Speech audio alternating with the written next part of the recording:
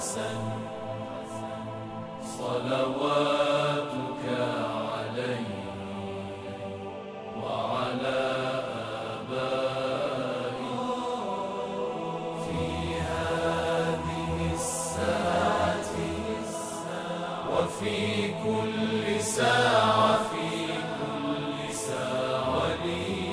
وليا وحافظا وقائدا وناصرا ودليلا وعينا حتى تسكنه أرضك طوعا وتمتعه فيها طويلا برحمتك يا أرحم الراحمين. اعوذ باللہ من الشیطان الرجیم. بسم اللہ الرحمن الرحیم. نحمدہ ونستعینہ ونصلی علی رسولہ الکریم واہل بیتہ الاطیبین الانجبین الاطہرین المعصومین المظلومین لا سیما علی بقیت اللہ فی الارضین بہم نتولی ومن اعدائہم نتبرأ الی اللہ.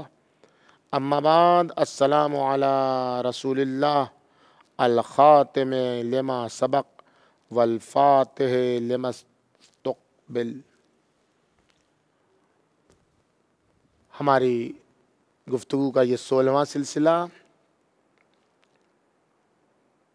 امام زمان علیہ السلام کی معرفت کے حوالے سے اشراق نور الہی امام زمان علیہ السلام سے مخصوص ہے. وہ ذرا جو پیغمبر اکرم پر فٹ آتی تھی وہ کسی پر فٹ نہیں آئی، وہ کسی کی قامت پر راست نہیں ہو پائی. صرف اور صرف امام زمان اجل اللہ تعالیٰ فرجہ الشریف کی قامت پر راست آئے گی، کیونکہ وہ خاتم الاوصیاء ہیں.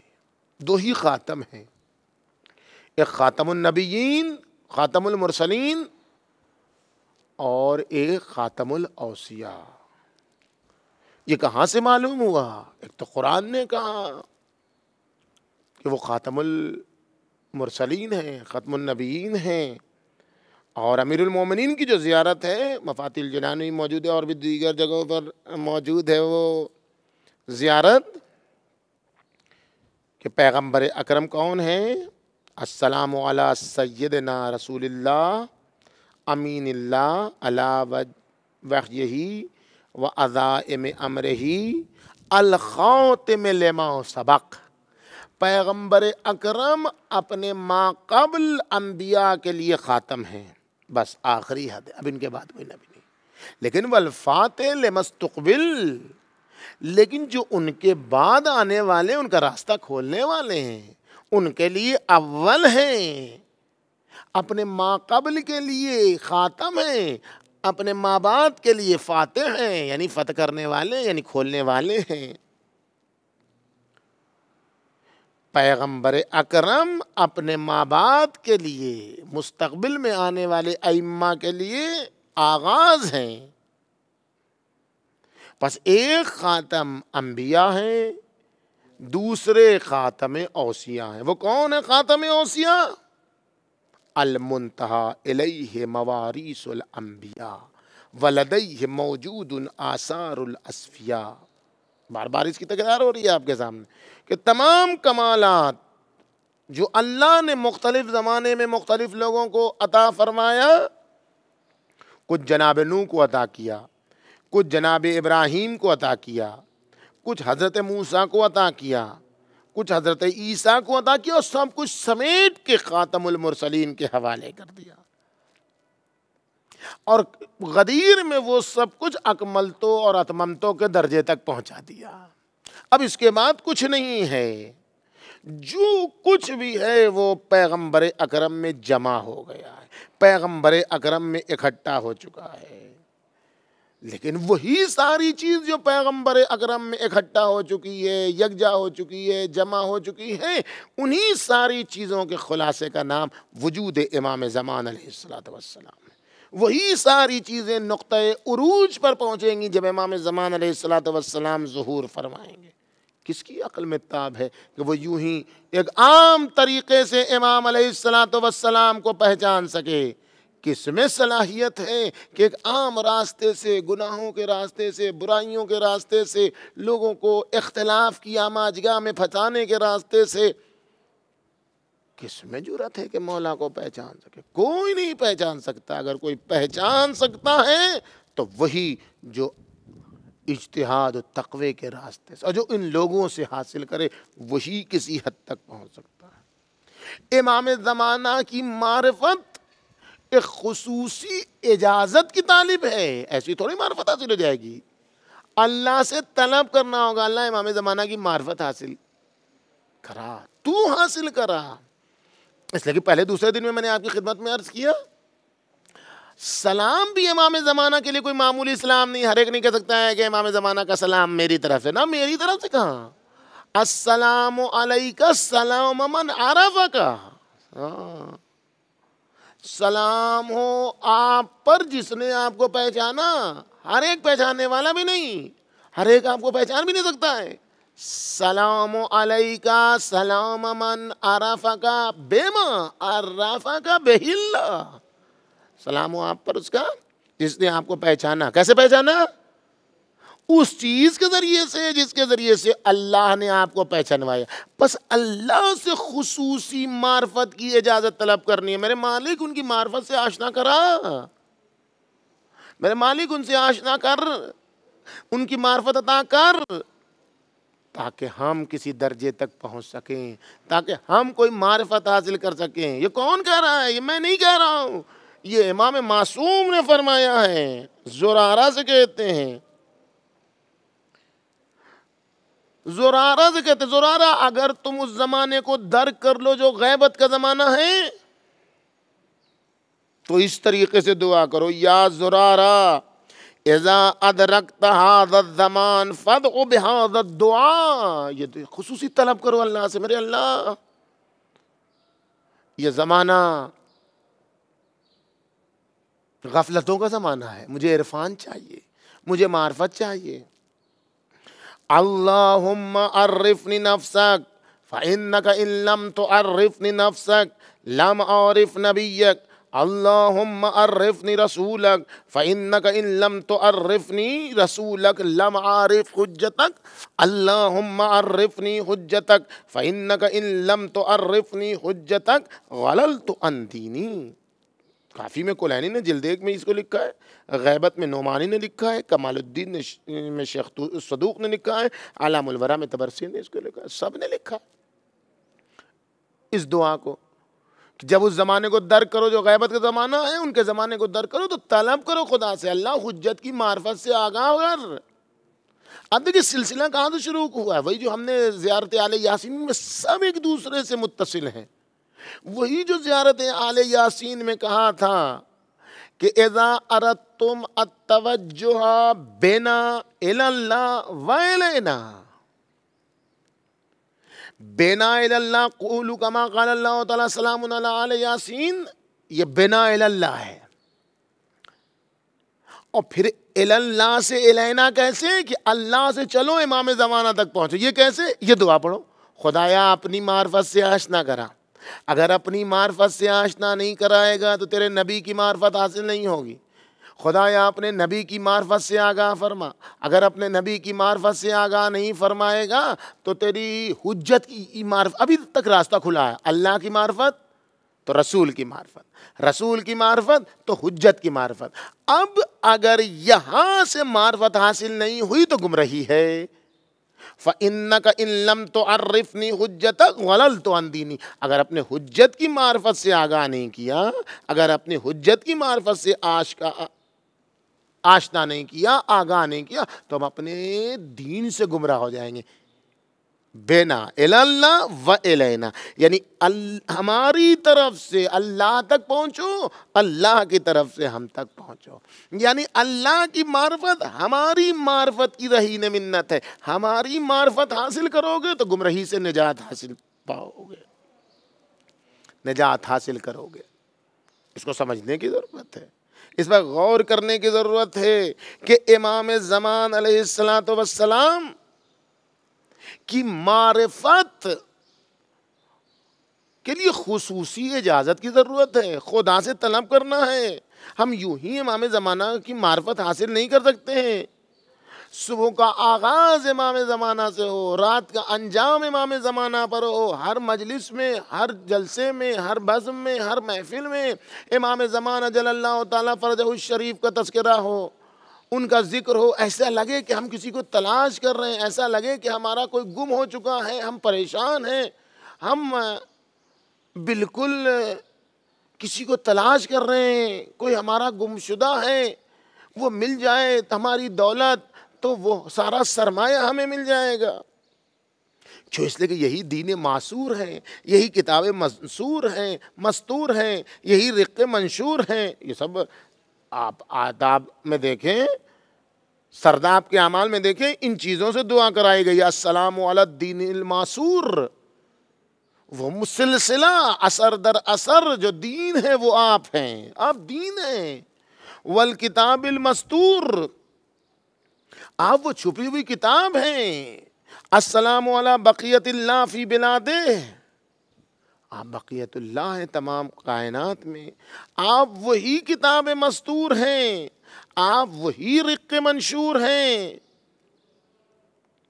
آپ وہی ہیں کہ جن کے ذریعے سے انسان کمال تک پہنچتا، آپ وہی نور ہیں جو شجر طوبہ پر چمکا تھا، آپ نور علی نور ہیں، آپ حامل سر ہیں، آپ وہ راز الہی ہیں جو پوشیدہ ہے، تمام اسرار آپ کی ذات میں نہفتہ ہے۔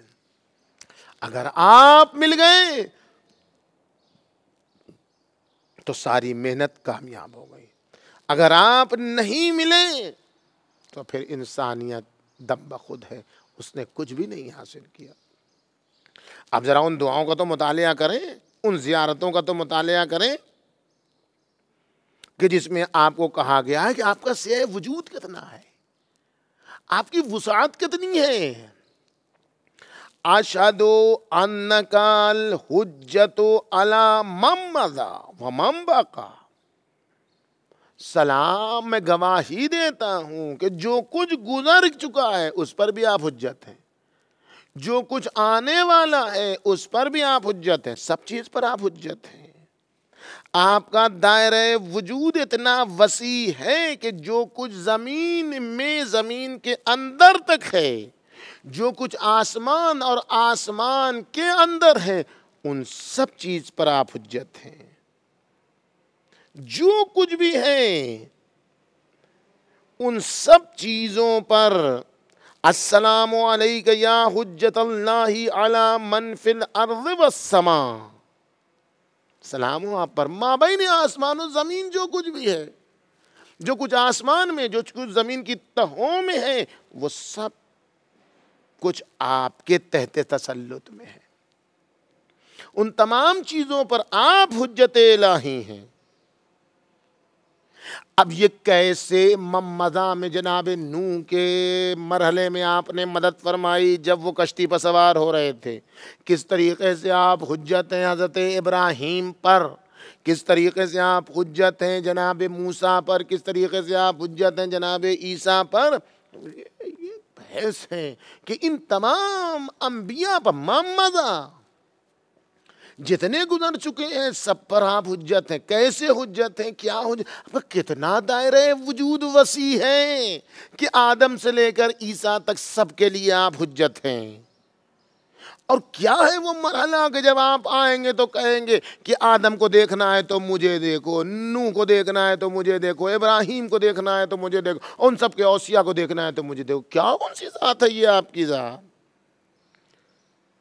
یہ ذات کیسی ذات ہے کہ اولیاء بھی اگر متوجہ ہونا چاہتے ہیں تو اس ذات کے ذریعے سے متوجہ ہوں گے۔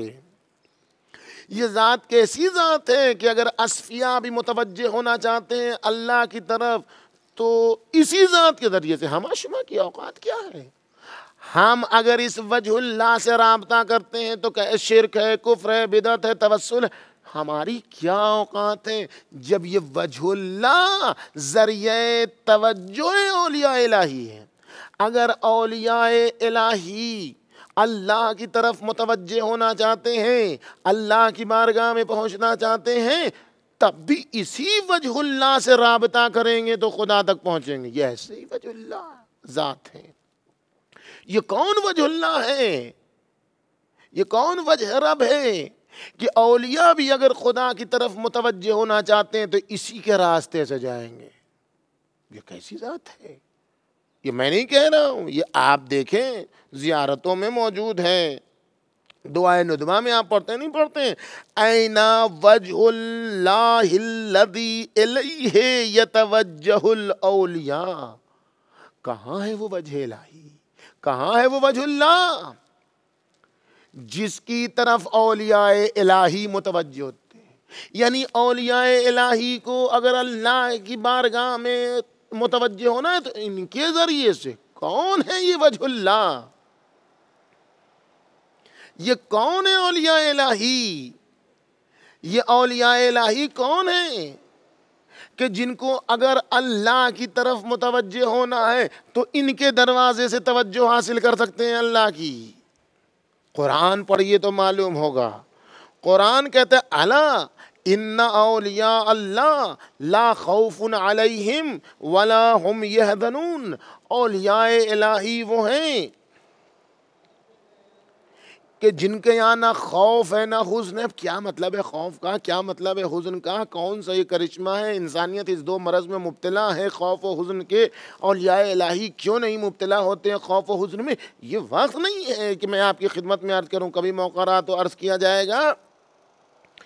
الذین آمنوا، یہ کون لوگ ہیں؟ جو بات میں نے آپ کی خدمت میں عرض کی، تقوی چاہیے توجہ کے لیے۔ اولیاء الہی کون ہیں؟